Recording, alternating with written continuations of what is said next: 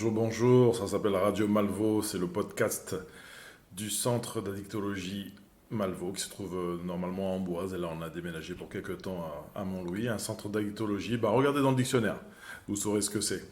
Moi je suis éducateur et avec des patients on a eu l'idée de lancer un podcast sans expérience mais c'est ce qui est aussi intéressant dans l'expérience justement. Donc soyez indulgents au niveau du son. Il y a des fois le son monte, il descend. Bon, pour tout vous dire, voilà, on a un micro un peu high-tech, mais on ne sait pas s'en servir pour l'instant. Mais ça va venir. Bonne écoute. Bonjour, je suis avec 4 patients, des 4 courageux qui ont décidé de participer au lancement de ce podcast audio qui, comme vous le savez, s'appelle Radio Malvo, la vraie. On tient beaucoup à la vraie. Et on a choisi le logo et il y a 5 minutes, on a choisi le jingle et l'apparence visuelle qu'il y aura, même si c'est un podcast audio. Il y aura des petites choses qui bougeront, je ne vous dirai pas. Moi, je tenais à une rubrique qu'on pourrait appeler, on a décidé qu'on l'appellerait T'en es où ? Puisque dans le soin, c'est une question que nous, éducateurs et les infirmières et d'autres posent souvent aux patients, c'est T'en es où ? Autrement dit, t'en es où dans ton soin, quoi. Donc, je suis avec Benjamin, Alain, Frédéric. Donc, ils ont chacun leur personnalité, c'est ça qui est très bien. Et on va commencer par mon voisin de droite, qui est Frédéric. Frédéric, arrête de rire, Frédéric. T'en es où dans ton soin en ce moment ? Ça va bien. Disons qu'il y a très longtemps que je suis là, quand même, 8 mois. Et ça se passe bien. J'ai bien compris qu'il ne faut plus que je rentre chez moi seul, parce que c'est la solitude qui m'a emmené à l'alcoolisme. Et donc, Malvo met tout en place pour m'aider. Donc, il va y avoir prochainement l'ouverture d'un CTR, un centre thérapeutique résidentiel, où je pourrais me relancer dans la vie, parce que j'ai perdu pas mal de choses, quand même. Et donc, ils vont m'aider pendant 1 an. Et niveau moral, ça va. Niveau alcool, c'est pour simple, les sorties, quand je vois quelqu'un qui boit, ça me donne envie. Oui, chacun son rythme, hein. Nous, on trouve que tu as bien avancé. C'est pas un concours, évidemment, mais entre le moment où tu es rentré et maintenant, on voit déjà une différence, et tant mieux. Toujours un tout, la santé. Je vais poser la même question à Benjamin. Bonjour à tous. Moi, mon soin se passe plutôt pas mal pour le moment. Je suis ici à Malvo depuis un peu plus de 4 semaines. Donc ça se passe bien. Je suis ici suite à des problèmes d'alcool. Et en espérant que ça se passe de mieux en mieux. Mais là, ça se passe très très bien. Je suis très content de mon séjour à Malvo. Et voilà, donc après, forcément, il y a toujours des pensées. Mais j'arrive à les gérer et franchement, c'est plutôt cool. Je suis plutôt content. Eh ben, tant mieux. Merci beaucoup. Là, on passe la parole à Alain. Alain, on t'écoute sur la même question. Bonjour, moi je m'appelle Alain, c'est la fin de ma 3e semaine et j'avais fait une cure à Malvo il y a 20 ans. On m'avait déjà parlé de l'abstinence totale, mais je pense que j'ai fait comme pas mal. J'ai cru au bout d'un certain temps que modérément ça pouvait le faire. Et en fait, je me suis rendu compte que non, pour moi c'est l'abstinence totale. Donc retour à Malvo. Et toujours accompagné par une équipe vraiment professionnelle, je ne regrette pas du tout. Bon, trois parcours différents pour sortir de l'addiction. Et ce qui est intéressant aussi, c'est que 3 patients qui ne sont pas au même point si on s'intéresse aux semaines. Il y en a qui sont là depuis quelques semaines, d'autres plus longtemps. Et puis encore une fois, chacun son rythme. Bon, il y a quelque chose qui semble important, c'est déjà expliquer aux gens, si tant est qu'on puisse expliquer par un podcast audio ce qui se fait, en quoi consiste un soin dans un SMR. Vas-y, je te propose de dire comment tu vois ta vie ici. Il y a un gros suivi quand même psychologique. On a les médecins sur place.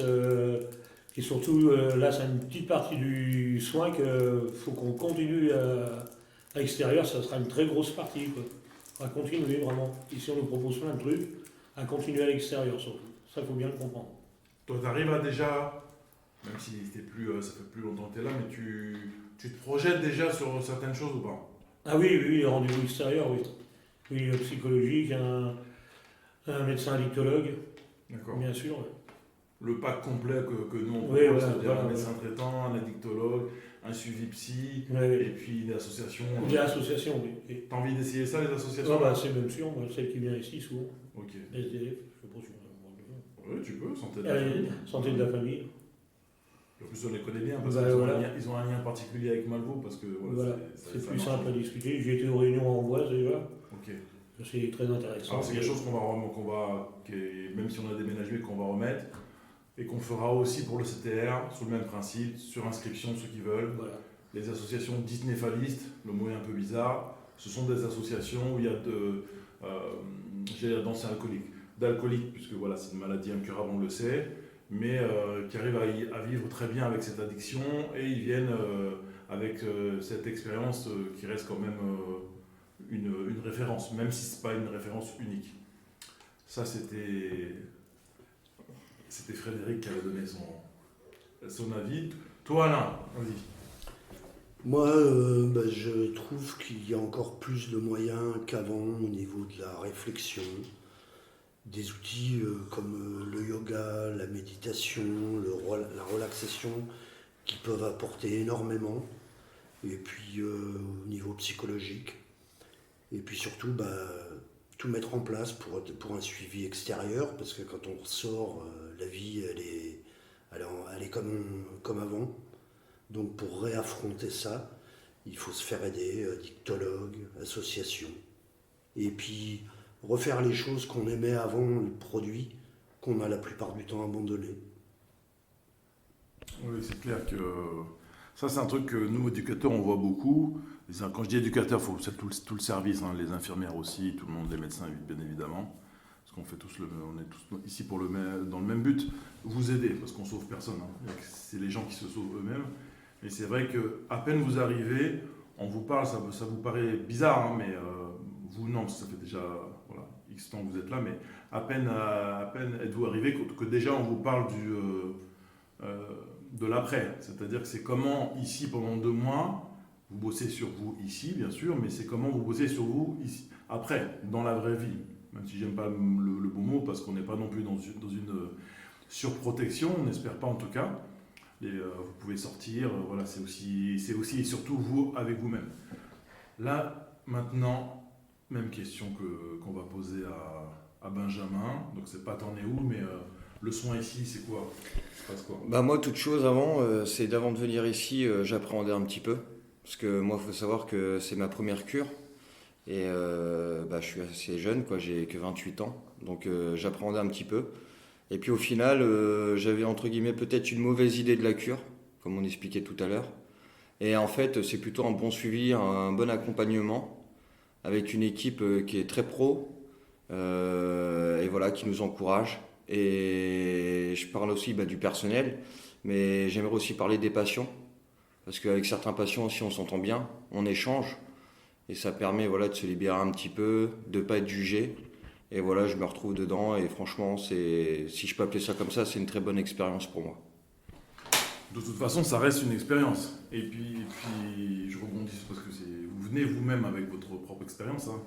Vous n'êtes pas complètement neutre, et heureusement. Mais ce qui se passe entre patients, de toute façon, c'est magnifique. Déjà, ça ne nous appartient pas. Donc nous, même si on voulait intervenir, on ne peut pas, parce qu'on n'est pas derrière chaque patient.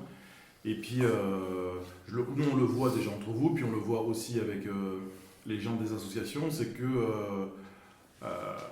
ils ont encore une fois cette expérience, et vous savez, nous, on ne sait pas. Alors, on sait certaines choses, c'est pour ça que vous venez, vous avez besoin d'aide, nous, on est à même, au même titre que d'autres centres, de vous apporter cette aide. On a 60 ans de recul ici, même si ce n'était pas le même nom avant. Mais voilà, vous venez pas neutre, et ce savoir que vous avez sur vous-même, qui est peut-être même différent entre les 4 personnes qu'il y a là, ça c'est vraiment quelque chose de très très important. C'est-à-dire que nous c'est la boîte à outils, et la boîte à outils, vous arrivez avec des outils, nous on en propose, non ça m'intéresse pas, j'ai déjà fait, ok c'est pas pour toi. Donc Alain, je te vois acquiescer quand on parle d'expérience, de ce qui se passe envers les patients. Tu pourrais dire quoi sur ça? Et ben, je peux dire que on est tous différents, mais que en discutant et en parlant de nos parcours différents, quelque part, ça va toujours avec le produit, et on apprend énormément tous les uns des autres. Tout le monde a à apprendre de l'expérience de l'autre. Il y a toujours un petit truc, un moment, qui va aider, qui va dire ah ben oui, peut-être que, et on grandit avec tout ça. Exactement. Depuis que je suis ici, j'essaye de rien rater de ce qu'on nous propose, même si ça fait 8 mois, parce qu'il y a des nouveaux patients et on apprend toujours de ces nouveaux patients. Il y a les écouter, il y a plein de choses que je retiens, que j'essaierai de refaire plus tard. Et d'autres que ils balancent, quoi, je m'en fous. Parce que comme moi, j'ai fait une cure ici il y a 3 ans, mais je suis venu presque en vacances, on va dire. Pour moi, une cure, c'était comme on disait tout à l'heure, 3 mois sans boire, je suis le roi du monde. Mais non, c'est pas du tout ça, il faut y faire très attention. D'où la rechute, on dit que ça fait partie du parcours. Et ça, j'en suis totalement conscient. Et que même, ça m'a peut-être fait du bien de rechuter. C'est bizarre de dire ça, mais j'ai compris, quoi. Tu repars plus fort. Ouais. Après, c'est toi qui. Ça peut être que vrai, puisque c'est ton expérience perso, c'est Oui. ton ressenti, ta façon de dire, donc on n'a même pas à juger ça. Vous revoyez, alors peut-être pas Benjamin, parce que ça fait moins de temps que tu es là. Remarque, poser la question quand même à tout le monde. Vous vous revoyez quand vous êtes arrivé ici, ou pas? Oui. Oui, moi, c'est l'histoire de confiance en moi. Ouais. Surtout peur de faire ci, peur de faire ça. Les gens, surtout les éduques, m'ont redonné confiance. Et donc, je reprends confiance en moi. Il y a 1 an que je suis hospitalisé quand même, mais quand même, je trouve ça fou. Je pensais pas faire tout ce que je fais en ce moment. Ok. Ah, je suis d'accord aussi, ouais. Ouais. On retrouve une certaine stabilité qu'on avait perdue, plus ou moins. Et puis voilà, ce qui est important, ouais, moi je trouve, c'est l'échange. Comme moi j'ai dit tout à l'heure, j'ai que 28 ans, et quand on échange avec des gens qui ont 40, 50, 60 ans, c'est super intéressant. Et voilà, on n'est pas obligé de raconter notre vie, on le fait si on veut, mais au moins ça nous permet d'apprendre. Et voilà, moi je trouve ça super bien, ouais. Super bien. Ok. Donc, ouais, tout ce qui se passe entre vous, très, très important. Nous, on le voit, alors des fois, c'est plus flagrant sur un patient que l'autre, même si encore une fois, c'est pas un concours. Mais on voit, là, je peux te dire que je l'ai vu. Comme en plus, voilà, c'est moi qui m'occupe des entrants. Je vois là, alors j'ai pas vos têtes à ce moment-là exactement, mais j'ai des bribes, des flashs, et c'est vrai que c'est normal. Vous faites l'effort que vous faites, et moi, je suis toujours impressionné parce que vous venez, déjà, vous avez accepté la maladie, premier truc. Déjà, c'est la grosse valda. Ouais, je suis malade, oui, t'es malade, déclaré à l'OMS, ok. Après, tout le monde n'arrive pas dans le même état d'esprit. Hein. C'est vrai. Parce que moi, c'est ma 5e cure. Là. Ouais. Je peux te dire que j'ai mis du temps avant de revenir. Tu sens qu'il y a eu un truc ou pas? Sans rentrer dans les détails, mais tu te sens différent de la 4e par exemple? Cure? Tu veux dire quand j'y suis en rentrant? Ou là, t'es à ta 5e, tu m'as dit. Par rapport à la 4e, c'est quoi la différence? C'est pas le même système. D'accord. Déjà, c'est Ok. pas le même système. Tu te retrouves mieux dans celui-là? Ou pas? C'est différent. C'est différent. C'est différent. C'est Ok. différent. C'est Ouais. différent. L'autre, c'était un bon centre de cure aussi. Ok. Bien sûr, bien sûr. Non, ce que je veux dire, moi, c'est que j'ai mis énormément de temps à accepter, après la 4e cure, à me décider à refranchir le pas pour en refaire une 5e. Bien sûr. Parce que je peux dire que je suis arrivé. Pour moi, c'est un échec. J'avais dit que j'en ferais plus jamais de cure. Et pourtant, Bah oui. tu vois, tu t'es repris. Pourtant, Bien oui. sûr. Après, c'est très impressionnant parce que j'ai un patient en tête là, lui il avait fait 8 cures. Voilà, c'est son parcours, c'est vrai que le chiffre m'a impressionné, mais c'est son parcours. Et tu sais pas pourquoi, on espère qu'il va bien parce que vous nous échappez après et tant mieux, parce que la vie reprend son cours, même si des fois on a des messages pour ceux qui veulent rien d'obligatoire. Tu sais pas pourquoi, la 8e, en 3-4 semaines, ce qui est rien dans une vie, transformation totale. L'hygiène, j'ai été le voir, je lui ai dit mais qu'est-ce qui s'est passé? Est-ce que tu peux nous expliquer? Il ne savait pas. C'était lui, il a changé, peut-être un déclic, peut-être c'est pas un déclic comme ça à 10h04, un déclic, un truc qui arrive grave ou pas grave, mais il s'est repris, magnifique. Il s'achetait des habits, chambre propre, incroyable. Incroyable. Et ça, c'est lui, j'aime bien des fois quand on dit ça, les patients ils disent oui, c'est vous, parce qu'on l'accepte aussi, c'est un remerciement, mais même si on est payé pour ça, on le prend, le compliment. Mais ça reste vous, c'est ça c'est que vous avez des ressources, c'est un peu ce que vous dites, et puis c'est comme ça que je le comprends. Vous avez des ressources, des fois insoupçonnées, c'est-à-dire qu'on a eu des patients, nous, on n'aurait jamais pensé qu'il arrive, il te dit oui, moi c'est l'estime de soi, je peux pas, puis à la fin, il danse ou il prend un micro, il se met à chanter devant 30 personnes. On nous remet à l'endroit de toute façon. Quand on est tout seul chez nous, alcoolisé ou n'importe, c'est foutu, ça va bien. Enfin, moi personnellement, je sais que le soir, des fois, je me couchais, j'y allais un dernier verre, puis demain, je ne me réveille pas. Faut être fou, quoi. Ouais. Alors que maintenant, on est là, on galope. C'est clair. C'est quand même. C'est évident ce que je veux dire, mais là, vous êtes dans une période où il n'y a pas le produit, donc vous pouvez réfléchir sans le produit, et il y a d'autres choses qui arrivent, il y a des peurs, des fois qui reviennent sûrement, des craintes. Nous, on est là pour vous aider sur ça, dans le social. Dans la santé, on a la chance, on a deux docteurs qui nous contrôlent très bien. Les infirmières, franchement, vous me dites si j'ai des bêtises, mais ils font le job. À part. Non, je déconne. Il plaisante, il plaisante. On ne souscrit pas à ça. Il y avait un truc aussi important, c'est que nous, les éducateurs, les infirmières, tout le monde, les professionnels, cherchez le mot tout à l'heure.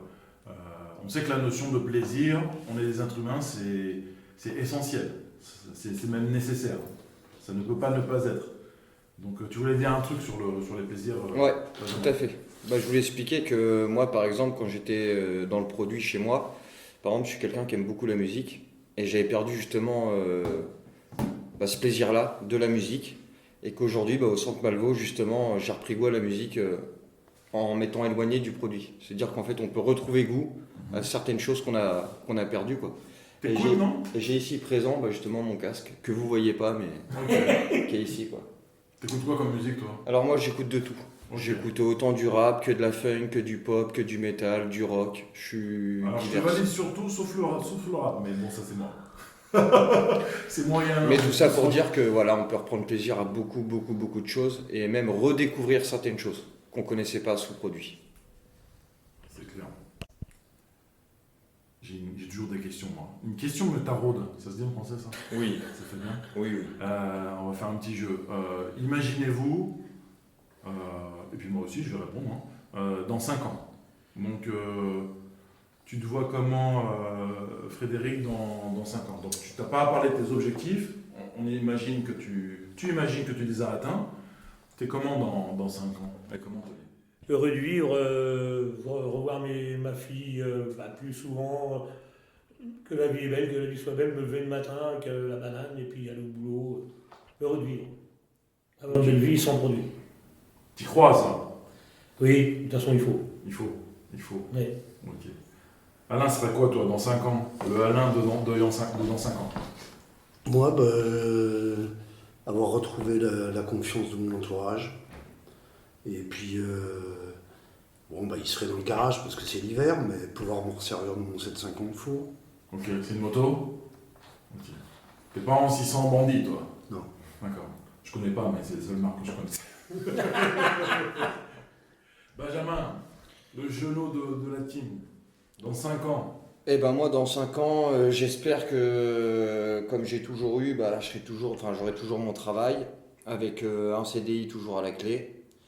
La sécurité de l'emploi, pas forcément un grand et bel appartement, mais avoir un toit, retrouver la confiance de mes proches comme disait Alain, et avoir un petit peu d'argent de côté, pas des milliers et des cents, mais avoir un minimum de côté si nous arrive une galère dans la vie, parce que on apprend de nos erreurs, et quand on se casse la goule, faut savoir mettre des choses en place pour si on se recasse la goule, passer mieux le problème. Et puis peut-être avoir des enfants. Retrouver la confiance de la famille. Il a tout l'avenir devant lui, Benjamin. En plus, tu auras 33 ans, l'âge du Christ. Oui. Alors, pas quand il est mort, quand il a ressuscité. Bon, c'était le premier Essaye pas podcast. forcément de marcher sur l'eau ce jour-là. Change pour l'eau en main. Non, t'inquiète. Je me ferai pour baiser. Bon, c'était le premier podcast et ils ont été super sympas. Hein. On était un peu tremblants parce que le micro, pour tout vous dire, on avait fait un premier essai avec le micro, ça avait saturé parce que voilà, le micro est très sensible. On va pas faire de pub, mais là on a fait un petit test, ça avait l'air bien. Et puis en espérant que ça vous a plu. Tiens, une autre rubrique que j'aimerais bien qu'on mette aussi, c'est à la fin, chacun dit un mot, sans l'expliquer. Bah moi ça sera... C'est pas à toi, monsieur. Vas-y, Benjamin, je te prie. Vas-y. Bah moi je dirais... Un seul mot, tu dis pas je dirais, tu dis un mot. Continuation. Continuation. Alain. Renaissance. Renaissance. Liberté. Liberté. Assiduité. À bientôt. Allez, on revoir. Merci à tout le monde. Bonsoir. Merci à tout le monde, passez une bonne soirée. Ça vous a plu? Eh bien, il reste un dernier témoignage, celui de Laetitia, qui est tout aussi intéressant. On l'écoute. Là, je posais la même question à Laetitia, savoir la question qui nous intéresse tous. Hein. Laetitia, t'en es où dans ton soin? Alors, Laetitia, elle en est à 7 semaines maintenant de soins. Tout va bien, la sortie approche, j'ai pas de crainte, je suis contente de mon parcours. Et voilà, et maintenant le principal c'est d'aller de l'avant, de se fixer des objectifs et de s'y tenir. Ok. Les objectifs, c'est des choses que on avait déjà discuté avant, mais que t'en avais.